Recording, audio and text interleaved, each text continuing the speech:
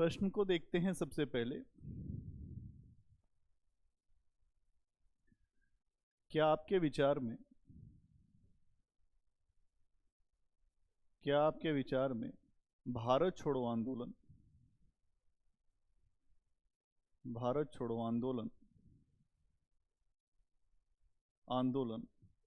एक स्वतः स्फूर्त आंदोलन था, एक स्वतः स्फूर्त क्रांति थी? टिप्पणी करें। यह प्रश्न है। तो सबसे पहले हम लोग देखते हैं प्रश्न क्या है और प्रश्न को कैसे लिखेंगे। तो आपको ये पता होना चाहिए कि भारत छोड़ो आंदोलन किस प्रकार का आंदोलन था, उसकी जो प्रकृति थी, उसका नेचर कैसा था। तो अगर आप भारत छोड़ो आंदोलन को याद कर पा रहे हो तो आपको एक बात समझ में आएगी कि यहाँ भारत छोड़ो आंदोलन में जो भारतीय नेता थे उन सब को ऑपरेशन जीरो आवर के तहत 9 अगस्त 1942 को जेल में डाल दिया गया था। उसके बाद आम जनता ने ही आंदोलन को आगे बढ़ाया था। अब इसका आंसर कैसे लिखेंगे, तो आंसर पे आते हैं कि उत्तर का प्रारूप सबसे पहले थोड़ा सा इंट्रो देंगे और इंट्रो में आप बताएंगे कि भारत छोड़ो आंदोलन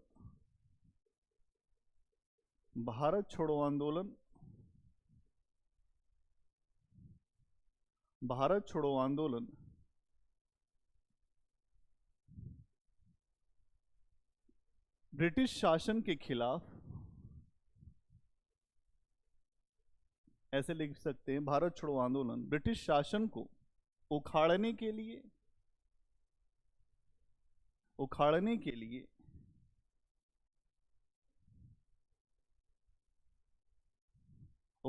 के लिए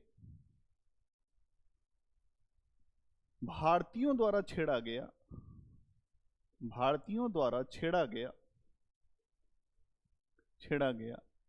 एक स्वतः स्फूर्त आंदोलन था।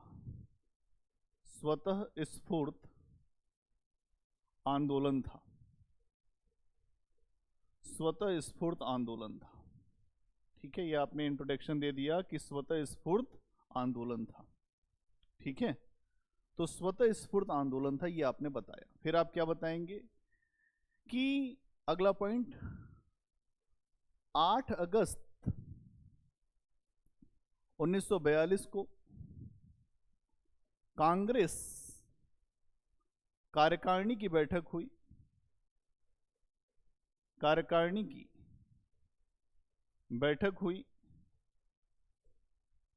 जिसमें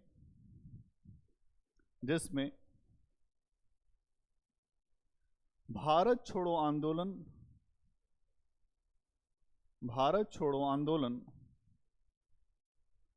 का प्रस्ताव पास किया गया। देखिए, पहले आपको ये पूरा एक सीक्वेंस समझना पड़ेगा कि हम किस सीक्वेंस में आगे बढ़ते जा रहे हैं।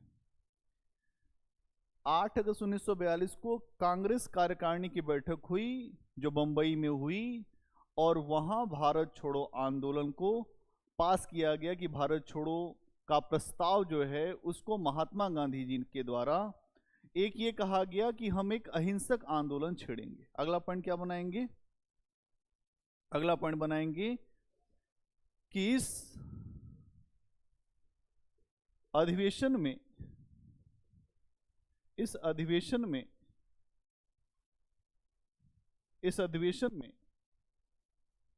महात्मा गांधी जी के द्वारा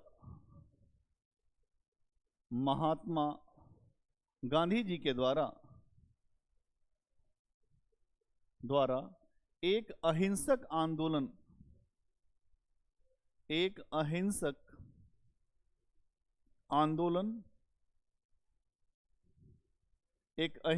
आंदोलन छेड़ने का निर्णय लिया गया। छेड़ने का निर्णय लिया गया। निर्णय लिया गया। लेकिन आप देखते हो कि इसी समय जब ये निर्णय लिया गया और महात्मा गांधी ने एक बात ये भी कही, इसी समय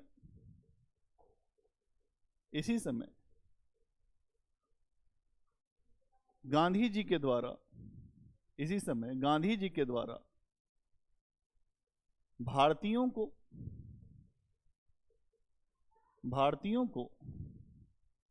करो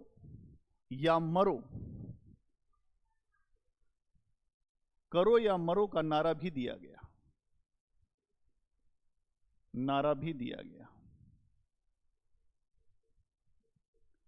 मतलब भारत छोड़ो आंदोलन की जब शुरुआत हुई 8 अगस्त 1942 को बंबई में अधिवेशन हो रहा था, वहां पर महात्मा गांधी जी के द्वारा एक अहिंसक आंदोलन छेड़ने के लिए प्रस्ताव पास किया गया।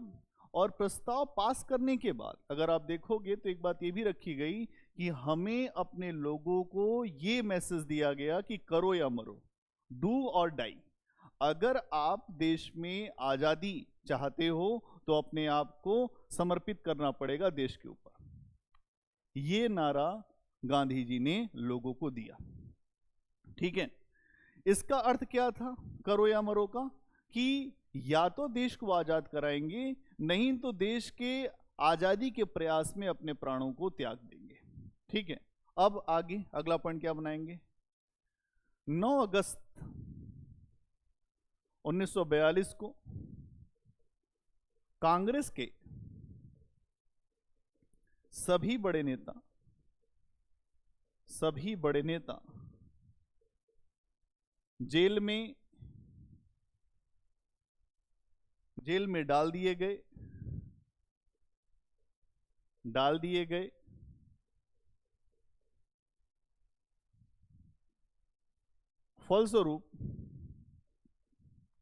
फलस्वरूप आंदोलन नेतृत्व विहीन हो गया।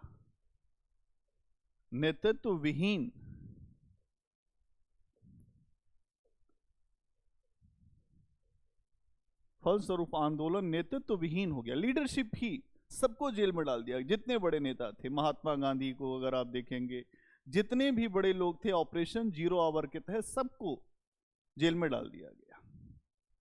और कांग्रेस को गैर कानूनी संस्था घोषित कर दिया गया।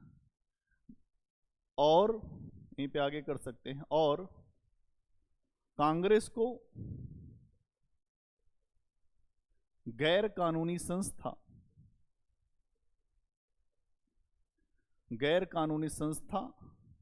घोषित कर दिया गया। ठीक है, इतनी बात बता दी। आप आगे बढ़ें। कांग्रेस को गैर कानूनी संस्था घोषित कर दिया गया। अब देखिए क्या होता है। इस घटना के बाद जनता के पास अब कोई नेतृत्व नहीं था। इस घटना के बाद जनता के मन में अंग्रेजों के प्रति एक प्रतिशोध की भावना, क्रोध की भावना उभरने लगी। आगे आप लिखेंगे अगला पॉइंट, इस घटना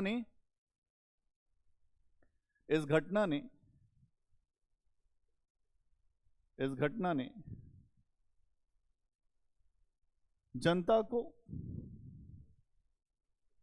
आक्रोशित किया।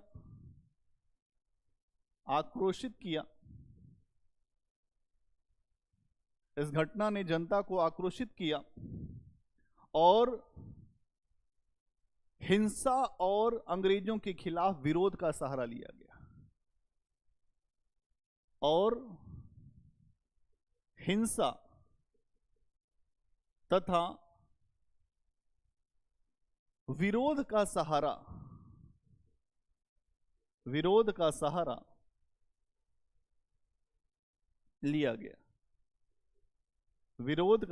लिया गया। क्या हुआ? जनता को जब यह पता चला कि उनके नेता जेल में डाल दिए गए हैं तो आक्रोशित हुई और जनता हिंसा, अगर आप देखेंगे तो महात्मा गांधी ने यह कहा था अहिंसक आंदोलन चलाएंगे। लेकिन अब चूंकि कोई लीडरशिप नहीं है, गांधी जी ये भी एक नारा दे चुके थे, करो या मरो। तो हिंसा का सहारा लेने का जनता, चूंकि अब कोई उसके पास नेतृत्व नहीं, अपने अनुसार आंदोलन को चलाएगी। ठीक है, अब स्थान स्थान पर अगला पॉइंट बनाएंगे। क्या क्या हुआ इसी के तहत? स्थान स्थान पर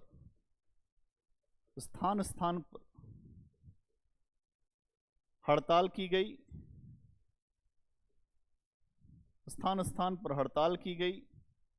इसके अलावा अगर हम देखें, प्रदर्शन किए गए, हड़ताल की गई, प्रदर्शन किए गए, छात्रों, मजदूरों, किसानों, किसानों और जो भी आम जनता थी, सभी के द्वारा, किसानों तथा आम जनता के द्वारा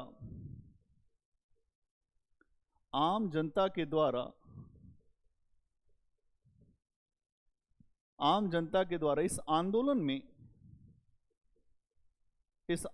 में बढ़ चढ़कर भागीदारी की गई।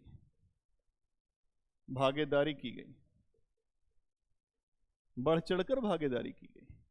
तो यहां अगर हम देखें तो आम जनता जब अपने नेता को नहीं पा रही है तो बढ़ चढ़कर भागीदारी कर रही है, और जब बढ़ चढ़ के भागीदारी कर रही है तो चीजें जो हैं अगर हम देखते हैं तो जनता को अब ये समझ में आ रहा है कि आजादी हमें अपने देश के लिए अगर चाहिए तो सब कुछ समर्पित करना होगा। ठीक है, इसके बाद अगर हम देखें तो जनता ने और क्या किया? सरकारी कार्यालय, रेलवे स्टेशन, डाकतार की व्यवस्था, सबको समाप्त करने का भी प्रयास किया। यहां पर अगर हम देखें, सरकारी कार्यालय, रेलवे स्टेशन,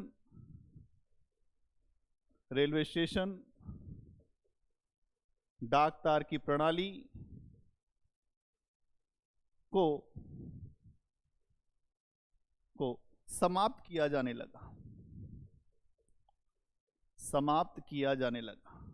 मतलब अंग्रेजों का आपस में कोई भी संवाद ना हो पाए, ये भी प्रयास शुरू हो गए। ठीक है, इसके अलावा अगर आप देखेंगे, जब ये सारी बात होगी कि अंग्रेजों की सारी व्यवस्था को ध्वस्त किया जाएगा, तो एक चीज और यहां पे आपको दिखाई देगी, कई स्थानों पर समानांतर सरकारें भी स्थापित होंगी। अगला पॉइंट बनाएंगे, परिणाम स्वरूप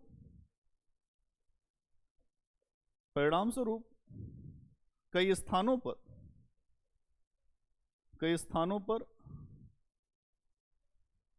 हमें समानांतर सरकारें भी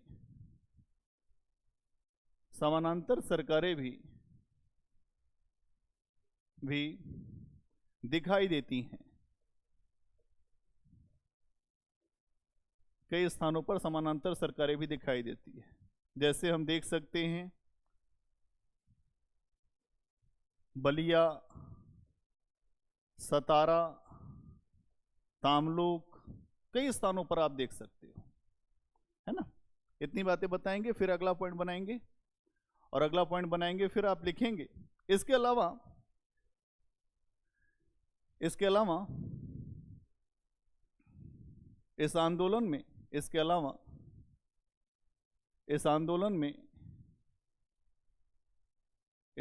में कई भूमिगत कार्यवाहियां भी हमें दिखाई देती हैं।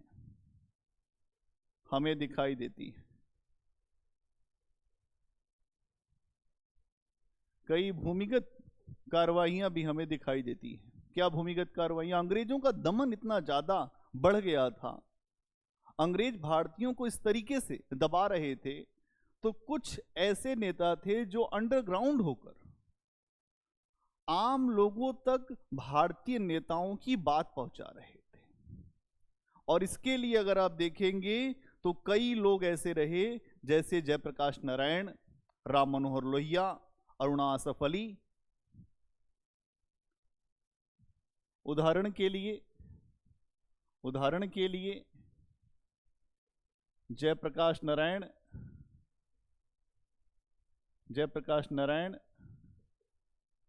राम मनोहर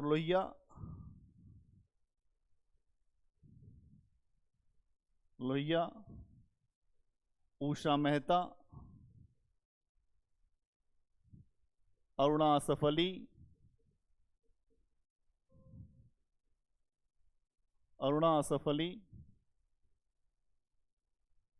आदि की कार्रवाइयों को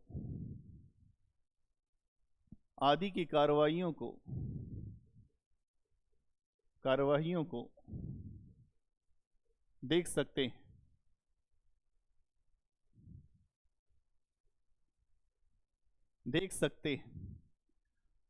अगर आप देखेंगे तो इन लोगों की कार्रवाइयों को देख सकते हैं। क्या किया इन लोगों ने? बंबई में अगर आप देखेंगे तो भूमिगत रेडियो की स्थापना की गई। बंबई में भूमिगत रेडियो की स्थापना की गई,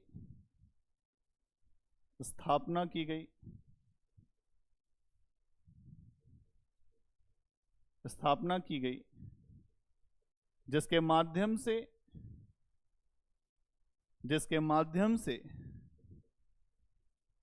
भारतीयों के अंदर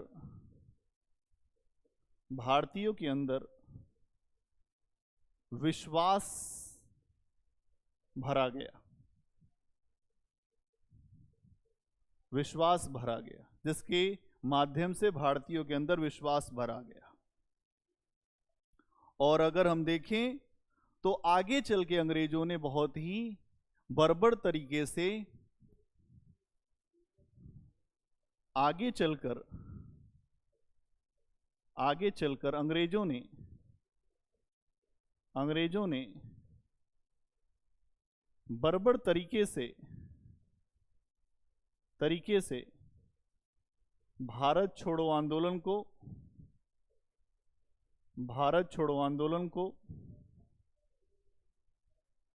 को दबा दिया, किंतु उन्हें यह बात महसूस हो गई कि भारत में अंग्रेज चंद समय के मेहमान हैं। क्यों ऐसा हुआ? अगर आप ये सोचिए, ये पूरा आंसर फॉर्मेट है। अगर आप देखें तो ये निष्कर्ष के रूप में अगर जाएगा यहां पे, और क्यों ऐसा लग गया अंग्रेजों को?